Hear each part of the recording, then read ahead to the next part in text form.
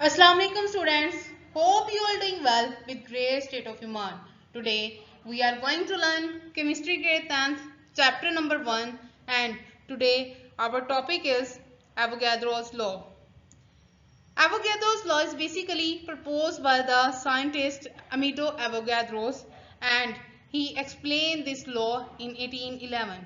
1811 में Amito Avogadro ने ये law propose किया था और इसने इस law का नेम अपने नेम से रखा. That's why it is called as Avogadro's law.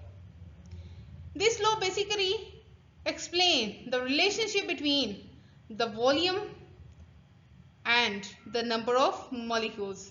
ये जो लॉ है ये एक्सप्लेन करता है जी वॉल्यूम और नंबर ऑफ मॉलिक्यूल्स के दरमियान रिलेशनशिप को. वो एक्सप्लेन करता है कि वॉल्यूम और नंबर ऑफ मॉलिक्यूल्स जो है उनका आपस में डायरेक्ट रिलेशन है या इनवर्स रिलेशन है. ये दोनों किस तरह से एक दूसरे के साथ रिलेट करते हैं, डिपेंड करते हैं. ठीक है, तो हम देखते हैं जी कि किस तरह से जो है वो उसने अपनी लॉ को प्रपोज किया. उसकी बेसिक्स क्या थी. Let's start. Pressure according to kinetic theory. Kinetic theory ने प्रेशर के बारे में क्या कहा जी. उसने कहा कि प्रेशर जो है डियर स्टूडेंट्स उस वक्त प्रोड्यूस होता है जब हमारी गैस जो है उसके पार्टिकल्स कोलाइड करते हैं. ठीक है, तो पिछले लेक्चर्स में हम लोगों ने पढ़ा कि गैस के पार्टिकल्स के दरमियान दो तरह की कोलिजन होती है. ठीक है, between the gas molecules and with the walls of the container. तो प्रेशर जो है उस वक्त इंक्रीज होता है जी जब गैस के पार्टिकल्स कोलाइड करते हैं with the walls of the container. Container की वॉल्स के साथ जब टकराते हैं तो प्रेशर जो है वो प्रोड्यूस होता है. ठीक है, अब प्रेशर जो है वो दो चीजों पर डिपेंड करता है. Depends on the number of particles. ठीक है, and the second one is the speed of the gas particles. हमारा जो प्रेशर है उस वक्त इंक्रीज होगा जब हमारे नंबर ऑफ पार्टिकल्स इंक्रीज हो जाएंगे.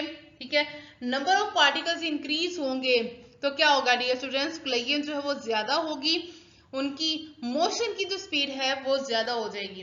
तो हम कह सकते हैं कि प्रेशर जो है वो क्या है हमारा डायरेक्टली प्रोपोर्शनल है जी नंबर ऑफ कोलिजन के.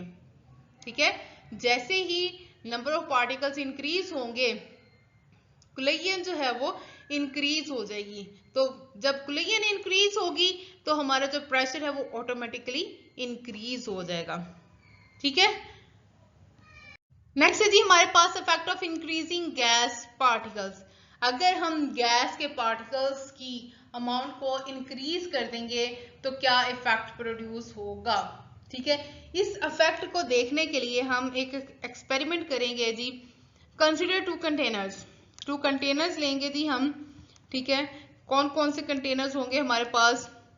ए होगा ए कंटेनर और दूसरा कंटेनर होगा जी हमारे पास बी कंटेनर. ठीक है, ए एंड बी कंटेनर होंगे जी हमारे पास. अब इन कंटेनर्स जो हैं इनमें क्या होगा कि हमने सेम अमाउंट लेनी है गैस की. ठीक है, ए में भी उतने ही अमाउंट लेंगे गैस की और दूसरे में भी बी में भी उतनी ही गैस की अमाउंट लेंगे और दोनों में टेम्परेचर और प्रेशर क्या होगा सेम होगा. ठीक है, लेकिन अगर हम ए वाला जो हमारा कंटेनर है जी उसमें गैस की अमाउंट को इंक्रीज कर दें तो क्या इफेक्ट होगा जी डियर स्टूडेंट्स. उसका इफेक्ट होगा नंबर ऑफ गैस पार्टिकल्स जो है वो क्या हो जाएंगे इंक्रीज हो जाएंगे. जैसे ही हमने गैस की अमाउंट इंक्रीज की तो क्या होगा गैस के पार्टिकल्स की अमाउंट इंक्रीज हुई. ठीक है, जब गैस के पार्टिकल्स की अमाउंट इंक्रीज होगी तो ऑटोमेटिकली उनके दरमियान जो कोलिजन है वो क्या हो जाएगी. जब लोग ज्यादा होते हैं, रश ज्यादा होता है तो क्या होता है उनकी आपस में कोलिजन जो है वो ज्यादा हो जाती है. उनकी जो टक्कर है आपस में क्या हो जाती इंक्रीज हो जाती है. ठीक है, इसी तरह जो है वो गैस के पार्टिकल्स में भी होगा. अगर नंबर ऑफ पार्टिकल्स इंक्रीज हो जाएंगे तो कोलिजन जो है वो इंक्रीज हो जाएगी और क्या होगा जी प्रेशर हमारा इंक्रीज हो जाएगा.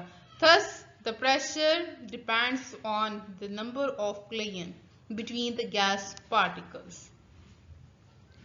नेक्स्ट है जी कीपिंग प्रेशर कांस्टेंट। अगर हमने प्रेशर को कांस्टेंट रखना है तो तीन चीजें जो है इनको हमें माइंड में रखना होगा। अगर हमने अमाउंट इंक्रीज की है गैस की कंटेनर में तो हमें वॉल्यूम भी इंक्रीज करना होगा। ठीक है, क्या करना होगा? वॉल्यूम भी इंक्रीज करना होगा, क्योंकि जैसे ही हम वॉल्यूम इंक्रीज करेंगे तो क्या होगा, इससे हमारे गैस के पार्टिकल्स जो है उन्हें मोर स्पेस मिलेगी, ज्यादा जगह मिल जाएगी। ठीक है, जब जगह ज्यादा मिलेगी तो उनके दरमियान जो कोलिजन है वो क्या हो जाएगी, बैलेंस हो जाएगी, वो भी अपनी नॉर्मल स्टेट में एज इट इज रहेगी। तो प्रेशर जो है वो हमारा कांस्टेंट रहेगा, वो चेंज नहीं होगा। ठीक है, एवोगैड्रोस लॉ जो था उसकी दो मेन ऑब्जर्वेशंस थी, वो यहाँ पर हम डिस्कस करेंगे। फर्स्ट थी जी कि अगर गैस के नंबर ऑफ पार्टिकल्स इंक्रीज कर दें तो क्या होगा, उन्हें उतना ही ज्यादा वॉल्यूम भी रिक्वायर होगा फैलने के लिए। ठीक है, दूसरी तरफ दूसरा पॉइंट था, दूसरी ऑब्जर्वेशन थी कि अगर गैस के डिफरेंट गैसेस का सेम वॉल्यूम है जी, ठीक है, डिफरेंट गैसेस का सेम वॉल्यूम है तो सब में सेम नंबर ऑफ मॉलिक्यूल्स मौजूद होंगे। फॉर एग्जांपल, अगर हमारे पास हाइड्रोजन जो है उसका वॉल्यूम 1 डेसीमीटर क्यूब है, ठीक है, हाइड्रोजन जो है उसका 1 डेसीमीटर क्यूब वॉल्यूम है। ठीक है, और दूसरी तरफ हमारे पास हीलियम है, उसका भी वॉल्यूम क्या है, 1 डेसीमीटर क्यूब। तो हमारे पास दोनों गैसेस का वॉल्यूम सेम आ गया। तो एवोगैड्रोस के अकॉर्डिंग दोनों गैसेस का जब वॉल्यूम इक्वल है तो दोनों में नंबर ऑफ मॉलिक्यूल्स क्या हो जाएंगे, सेम होंगे। जितने नंबर ऑफ मॉलिक्यूल्स हाइड्रोजन के 1 डेसीमीटर क्यूब में होंगे उतने ही नंबर ऑफ मॉलिक्यूल्स जो है वो हीलियम के 1 डेसीमीटर क्यूब में मौजूद होंगे। ये थी इसकी दो मेन ऑब्जर्वेशंस। ठीक है, नेक्स्ट हमारे पास स्टेटमेंट है जी एवोगैड्रोस लॉ की। एवोगैड्रोस लॉ जो वो कहता क्या है, वो कहता है कि equal volume of different gases contain equal number of molecule at the same temperature and pressure. अगर हम टेम्परेचर और प्रेशर जो है उसको कांस्टेंट रखेंगे, उसको चेंज नहीं करेंगे, तो क्या होगा डियर स्टूडेंट्स, हमारा जो वॉल्यूम है इक्वल वॉल्यूम डिफरेंट गैसेस का, उसमें सेम नंबर ऑफ मॉलिक्यूल्स जो है वो मौजूद होंगे, इक्वल नंबर ऑफ मॉलिक्यूल्स मौजूद होंगे। ठीक है, मैथमेटिकली अगर हम इसको लिखें तो क्या होगा, volume is directly proportional to the number of molecules. अगर हम नंबर ऑफ मॉलिक्यूल्स इंक्रीज करेंगे तो जो हमारा वॉल्यूम है वो क्या हो जाएगा, इंक्रीज होगा, और अगर हम नंबर ऑफ मॉलिक्यूल्स डिक्रीज करेंगे तो हमारा क्या होगा, वॉल्यूम भी डिक्रीज हो जाएगा। दोनों जो है वो आपस में क्या है, डायरेक्ट रिलेशन में है। ठीक है, लेकिन कंडीशन क्या है हमारी कि कांस्टेंट होना चाहिए, क्या, टेम्परेचर और प्रेशर, दोनों चीजें जो वो कांस्टेंट होनी चाहिए। ठीक है, सिंपल एक्सप्लेनेशंस इस लॉ की है जी कि more gas particles requires more volume. अगर हम पार्टिकल्स को इंक्रीज करेंगे, गैस के पार्टिकल को इंक्रीज करेंगे तो उतना ही वॉल्यूम जो है वो इंक्रीज हो जाएगा। ठीक है, और अगर हमारे पास लेस पार्टिकल्स हैं तो क्या होगा, हमारा वॉल्यूम भी क्या हो जाएगा, लेस हो जाएगा। और टेम्परेचर और प्रेशर क्या है जी, वो हमारी कांस्टेंट होनी चाहिए। ये हमारे इस लॉ की एक्सप्लेनेशन है। ठीक है, तो एवरीडे एग्जांपल है हमारे पास एवोगैड्रोस की कि अगर हम एक बलून में हवा फिल करें, एयर फिल करें, तो क्या होगा, वो इन्फ्लेट होना स्टार्ट हो जाएगा, वो फूलना स्टार्ट हो जाएगा। ऐसे होगा, क्यों ऐसा होगा, क्योंकि जैसे ही हमने उसमें हवा फिल करना स्टार्ट की तो क्या हुआ, हमने उसमें अपनी तरफ से हवा फिल की, लेकिन क्या हुआ, उसमें नंबर ऑफ गैस के मॉलिक्यूल्स जो हैं वो इंक्रीज होना स्टार्ट हो गए।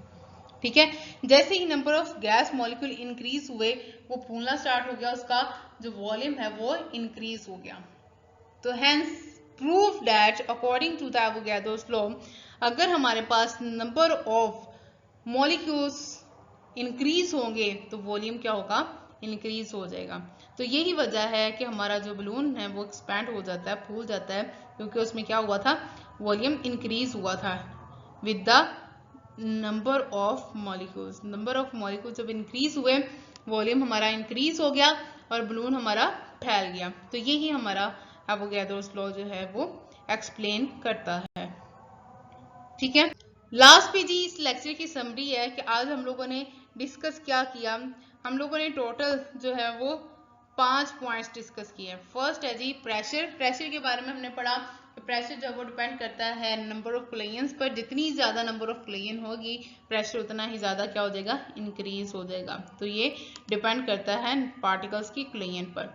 ठीक है, नेक्स्ट हम लोगों ने देखा कि हमारा जो गैस के पार्टिकल्स हैं, अगर हम उसको इंक्रीज करेंगे तो प्रेशर क्या हो जाएगा, हमारा इंक्रीज हो जाएगा। ठीक है, लेकिन अगर हम प्रेशर को कांस्टेंट रखें, ठीक है, तो हमारा वॉल्यूम जो है वो क्या हो जाएगा, इंक्रीज हो जाएगा।